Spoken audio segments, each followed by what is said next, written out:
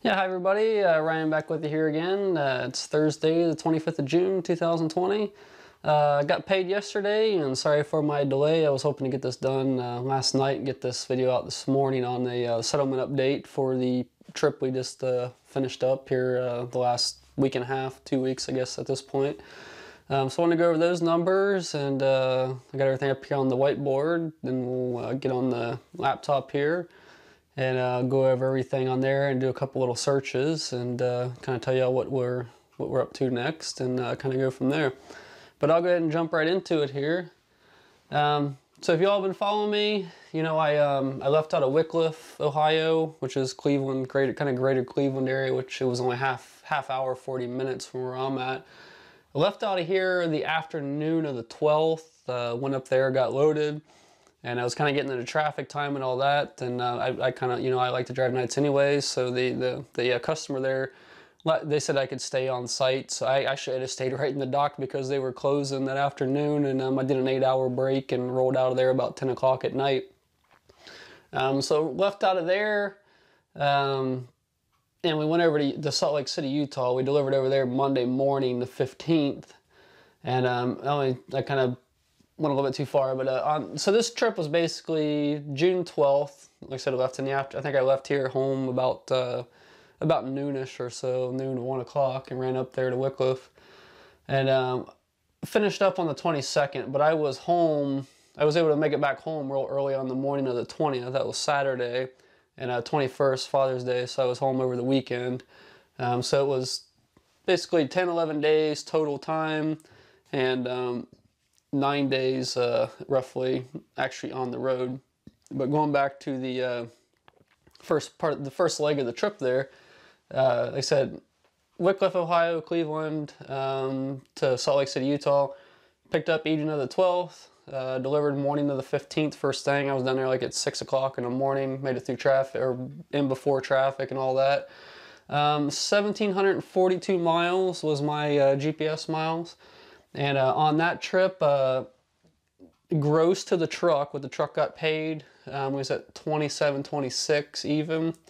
After all my fuel expenses, Landstar expenses, and all that stuff, because all my settlements, everything's taken out except for my truck payment and my comp, collision, truck insurance are the only things that aren't included. So we'll get into that kind of at the end.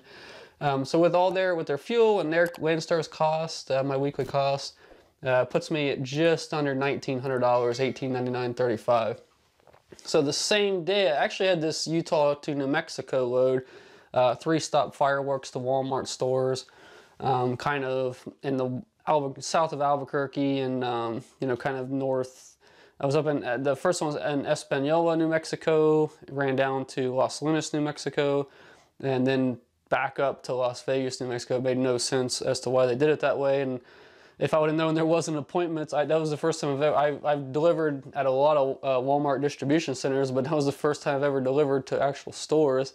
And if I knew that there wasn't appointments, I would have told the guy when I was getting loaded to put that Las Vegas load on there in the middle, because then that would have set me up better for my next load as well. And it just made, because it was like I dropped here, went way down, then went like way back up to like where I was like 50 miles basically from where my first delivery. So I don't know if he routed it that way for miles, to get more miles out of him, or what the deal was. But I mean, I got paid for it, but it just didn't really, I'm the type of person that this doesn't make sense. So it's kind of that itch thing, kind of bothered me. And it would have, like I said, if I could have done the Los Lunas one, that may have put me a little bit farther south to where I was going for my next load. But that load was supposed to pick up on the 16th and finish up on the 18th. But I called the agent, and I said, hey, I'm over here. Is that load ready? Can I go pick it up? And he called me back, or actually I sent him an email pretty early in the morning once I got down to Salt Lake City before I delivered that other load. And he called me right back about an hour later and said, yeah, you can go over there and get it. And, I said, I'm not really looking to deliver early.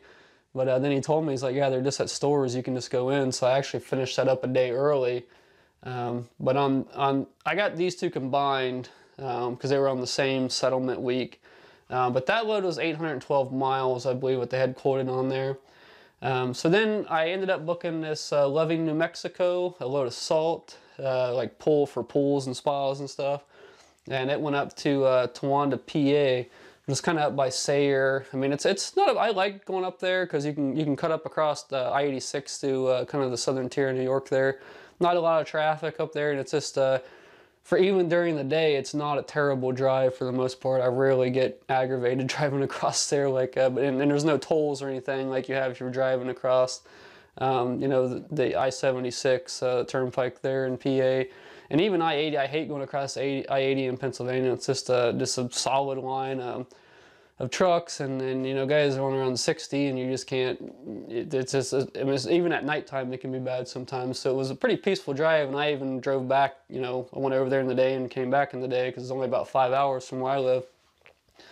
But that Loving, New Mexico to Towanda, PA. That was $18.95 on the miles. I had about a 275 mile deadhead down there from where I ended up at with that fireworks load. But for both of these loads, it put me just under 4,600.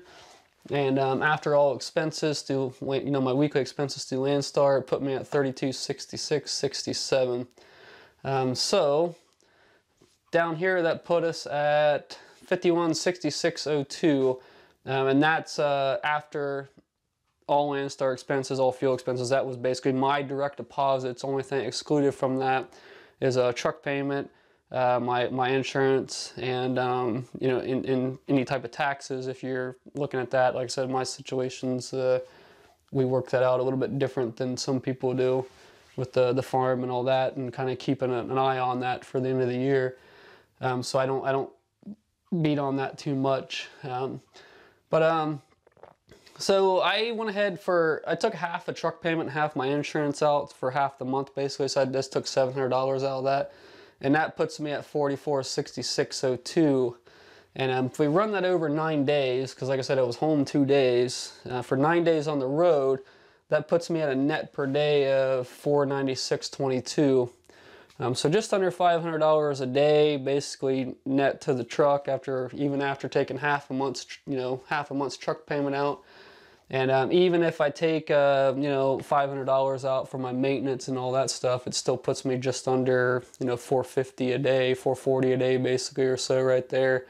And then I even did a net per mile, cent per miles here. So on 47.24, including that deadhead, that puts me about just under 95 cents per mile on those miles.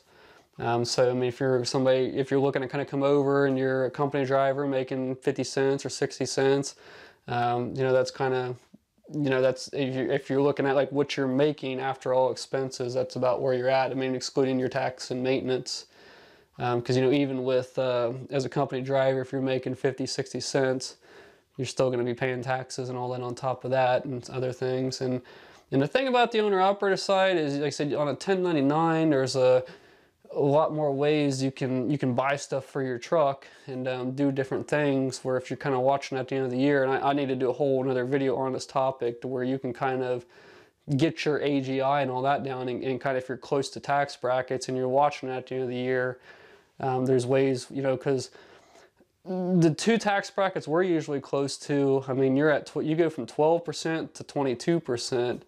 You know, 10% is a big jump. I mean, if you're up, you know, if your AGI is, you know, over 75, you know, 75,000. I mean, if you go from 12% to 10%, you could end up owing, you know, $500 or even $100 difference on that AGI can actually push you up to where you might go from not owing anything or getting a little bit back to where you might actually owe $5,000, $6,000, $7,000. So it's always good to be kind of looking out there once you get into November, that time of year, to be kind of seeing where you're at with that. But I'll do a whole nother. I know I've got some planned videos we've been promising and all that, and that's one topic that I could probably go on for 45 minutes, so we could talk about and a lot of details about taxes and all that. But so yeah, that's where we're at with this trip.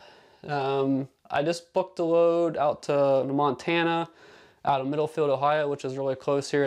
It's a drop and hook pickup and a drop and hook. It's a cabinet load, but it's like I said, drop and hook pickup, one stop, and drop and hook delivery.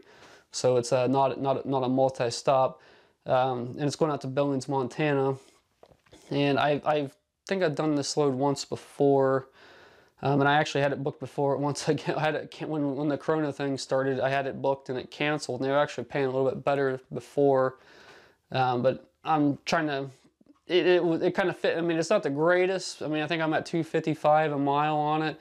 But it just kind of worked into the home time I wanted to do, and you know, pretty simple, light load. And I'm kind of trying to get myself back up into the Northwest, because I'm looking for. I've seen a couple loads going up to Alaska, up to Fairbanks and Anchorage and stuff like that, out of Spokane, and for what they're paying or what they're posted for, if I could swipe one of those, you know, I would probably drive from Billings, even though that might sound crazy, but I just wanted to kind of get myself up in that area. But unfortunately, I booked that load Monday. Yeah, today's Thursday. No, I booked that load Tuesday afternoon, and I got on. I was watching. You know, I still had my search set up and was getting the alerts, and I actually saw a lot better loads that were posted out of Parkersburg, West Virginia, and I think those are window loads out of there, and some of those were actually going out to California, and you know, Pacific Northwest, and they were $7,500, you know, gross revenue loads. I mean, on the Landstar rate, so they were like in the 270s per mile Landstar rate, and they had a lot of accessories and all that. So, I don't know, sometimes you get in the heat of the moment and you see something and you grab it, and then it's like an hour later or a couple minutes later or the next morning, something better post. And that's one of the reasons I kind of preach having low expenses and low truck payments and things like that, because when you have a lot more expenses, it kind of puts you kind of under the gun to where you want to get something where if you don't have those big weekly or monthly expenses, it gives you a little bit more flexibility. You can say, well, I'll sit here for, you know, I can sit at home for 2 or 3 days or extra or whatever. It's like you're not really under the gun to get out there to stay on top of those expenses. If like I said, if you can keep your expenses lower. But that's, like I said, what we had going on the last basically 2 weeks at this point now, since it's Thursday. And kind of what we got going on next week. I'm going to leave out of here Sunday night, most likely. I think that trailer is supposed to be ready tomorrow afternoon, so I might run over and grab it early Saturday morning. I like to do that a lot because, you know, I'm going to have 2-3 hours invested in that, going over there and getting it. So if I got time to go get it, and if I can reset my time, get a 34-hour in, basically before I leave the house, that just gives me that, you know, that extra couple hours that I can use. Plus, I can just go get in the truck and leave versus having to go there Sunday, grab a trailer and all that, and waste basically a third of a day. Where if I've already got it hooked up and ready to roll out, I can just get in the truck and head out. And like I said, plus, you know, the way is, as you can see, I mean, 47.25 and basically, you know, 9 days driving. I mean, I did that weekend. I was home. I did get a 34. But like I said, if you're trying to run recaps and not do those resets on the road, you know, that 3 hours, you know, that I save can make a big difference when that all comes down to how it works on the road. But I'm going to get on the computer here and show you guys all that, and then we'll kind of come back and recap and go from there. Alright, so we got Landstar Online up here on my account, and first thing I was just going to go over those 2 settlements. So we're going to direct documents.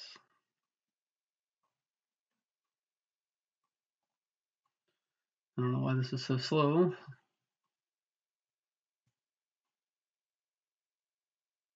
Okay. So we'll go back to the 17th. That was last week's.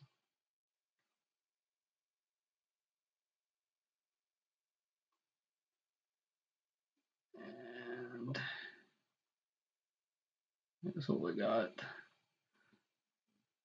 So I had a little bit of mileage tax, and that was back from that 13-stop cabinet load, because I went a little bit through Kentucky, and I think they charge, I think it might be like a half a cent or something per mile of valorem, ad valorem tax or something. So I had like almost $3 taken out for that. But stuff like that sometimes takes a couple of weeks to catch up with you. Especially like if you're like out in Oregon, where I think it's like 21 or 22 cents a mile, since they don't have a sales tax on the fuel. So sometimes if like you run in there and run all the way back across the state, like if you're going from Idaho over to Portland, I mean, you can rack up like $200, you know, in mileage tax for that. So this was at Wickliffe, Ohio to West Valley City, basically Salt Lake City. The gross on that was like $4,000. and I ended up getting 27.26 at my 65% rate, 100% surcharge. Took out $700 for fuel. Had my scan fee and card fee for my card load. It costs you, when you do those pre-trips advance, I know in that video I just talked about, this is that it's $1.75 to load that $700. Now, like I said, if you're getting 50 cents a gallon or off or more, that kind of covers itself in, you know, in a couple gallons, it pays for itself. And there's no other charges, you know, for that advance other than that $1.75.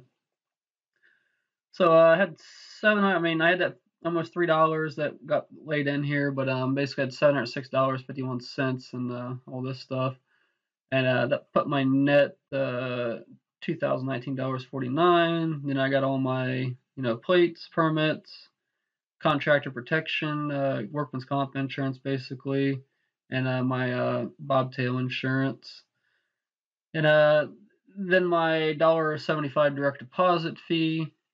That put me at $18.99.35 basically for, like I said, I left there. I left Friday the 12th. I left Friday night, and I was sitting in Salt Lake City Monday morning. So basically over the weekend, I did almost $1,900, you know, excluding my truck payment and truck insurance. So that was that week. So we'll go to yesterday's, the 24th.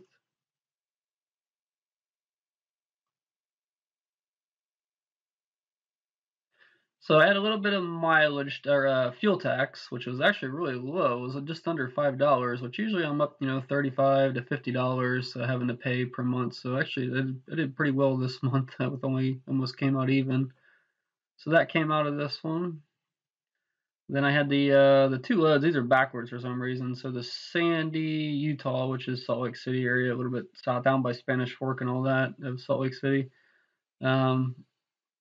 Which had 3 stops. They've got 2 of them in here for some reason, 2 of them on there. But so that load there, after 1099 revenue, at almost at $14.62.18, $65 for the stop, and almost $205 fuel surcharge. So on that, then this was the levy New Mexico up to Pennsylvania. And I got $24.74.55 on my 65% and almost $400 for fuel surcharge. And then this is what I took out over here for pre-trip advances for fuel, and that left me with $33.91.73. Then of course we got all our regular charges down here, weekly charges. Hopefully, I mean, I'm almost paid off on the plates, and permits are almost done as well.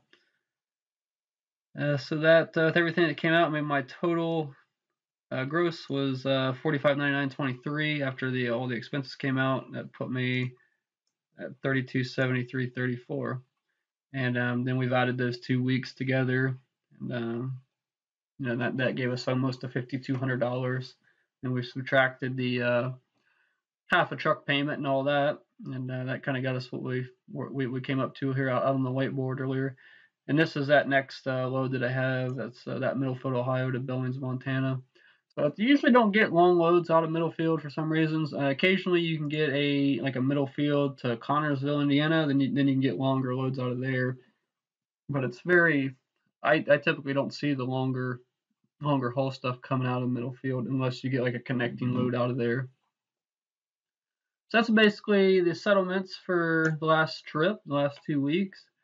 I wanted to go over, so here's what I got a search out of Billings set up for next week right now. So kind of see what I got. Why did it do that? We'll go to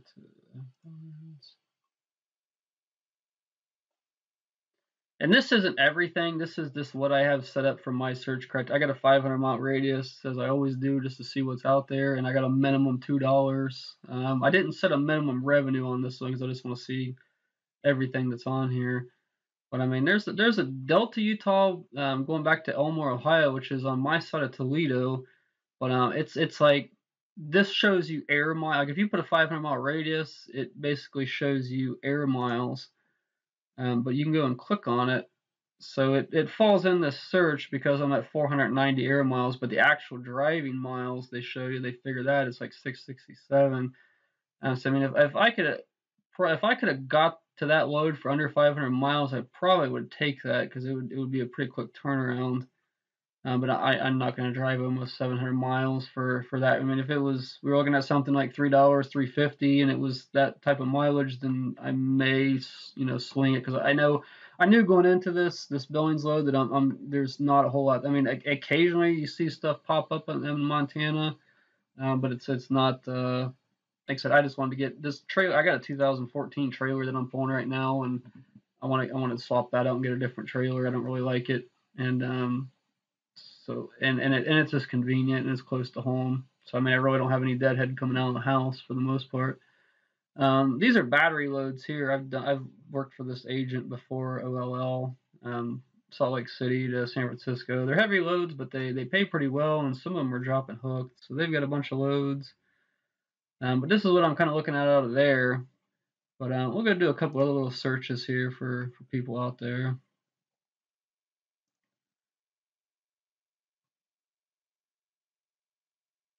So there's like, I mean, what is today? Today's Thursday. So there's like almost, over 43,000 loads on the board right now, and that's everything out there. So there's the volume's back up to where it needs to be, and I mean, and I'm halfway satisfied with the rates, I guess you could say.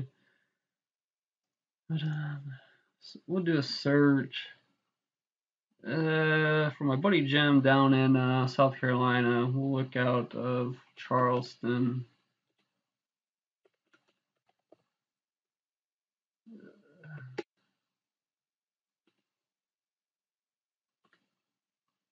Charleston, South Carolina. I'll do a 300-mile radius out there for next week, and we'll do a 7-day search, and we'll put a minimum $2, and we'll do 500 max results. And something I do on my searches, because it's very deceiving. I always go to van, but I always take this van LG. That's a lift gate, so you'll see these crazy loads that are paying like $4 or $5.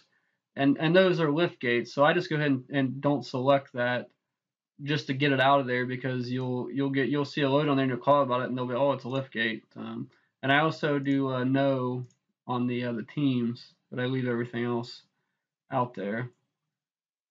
But we'll go ahead and do a search on this and see what we come up with.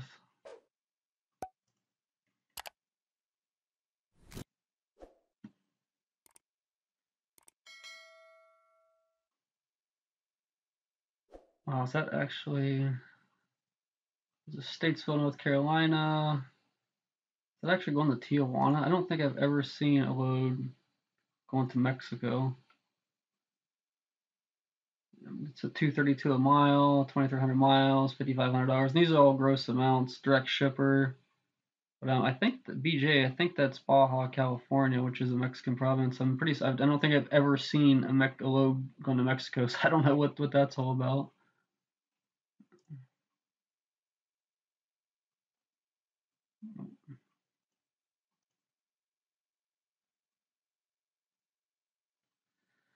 Then they run these from on the revenues, so it kind of starts with your highest load and kind of works down. So I mean, you got some Charleston to Jacksonville, Florida. That's obviously the amount of miles. That's got to be a multi-stop load.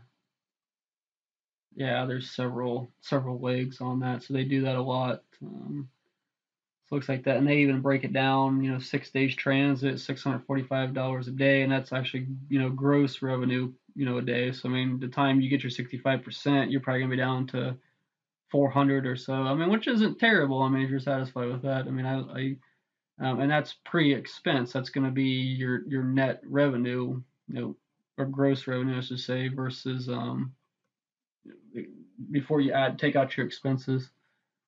So you see stuff on there like that a lot of times because you obviously that was preloaded as well. So obviously, Jacksonville, Charleston to Jacksonville is not 1,800 miles, so you'll see that and it'll be going somewhere else. So I mean, yeah, these rates are halfway decent. I mean, 276 on 1,100, almost 1,200 miles. Tifton, Georgia, up to Massachusetts, which you'll see that a lot going up there into the Northeast because you're not going to get a very good rate coming out. But I mean, there's a good amount how many loads there was. Yeah, so it's maxed out at 500 loads at above two. I mean, there's more loads than that because that's the max we can pull up. So yeah, you got a good amount of loads on here out of that area. Then I've had some people ask about Canadian loads, so I'll do a search real quick for see what we got coming out of Canada. So clear. So we'll do a multi, and we'll just hit Canada, and I'll do that for next week as well. We'll leave it at $2 and just see what we leave everything the same here and see what we got.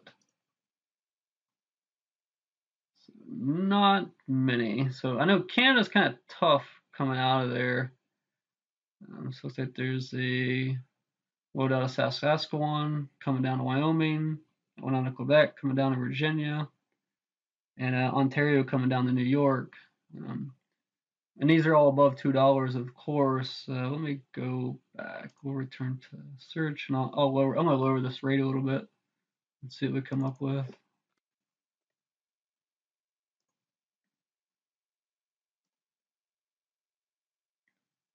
And it added one load or two loads. So I've done this load here with this agent. That was that video that I have going across Canada there, across the Trans-Canada Highway to Minneapolis. That's that cedar mulch.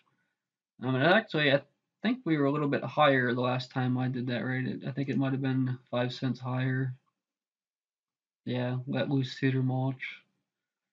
Which you know, if I was up in the air, I might. It was a pretty cool trip, so I might do that again. But that's what you got for Canada loads. I mean, it would definitely see. Let's see if these agents are Canadian agents. So you can click on the agent code here, and yeah, these are Canadian agents that have these loads. So I mean, if you're from Canada and you're looking to get loads out there, and I mean, you'd probably be beneficial to you to kind of get in with these agents because they're probably going to be able to find you a lot more Canadian from Canada, because in the U.S. if you're American you can't run Canada. I can go to Canada and I can come back, but I can't run Canada to Canada. I can't go from Ontario to or out to British Columbia or something. Whereas Canadians can. It's the same thing for Canadians coming to the U.S. I mean, you can't do a New York load to Illinois. It has to be Canada to the U.S. or U.S. to Canada. But I mean, if you were to work in with these agents, they may have some other opportunities with you that aren't actually on the board or when things come up.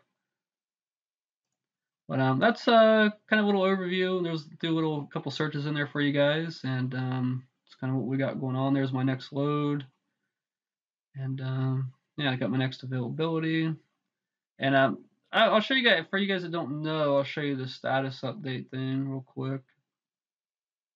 And this, if you do a drop and hook, you can update that, or if you get tired of people calling you, you can do out of service, and put in where you're gonna be at and the time. The time has to be military time, and put in like ready for load for whatever day and all that.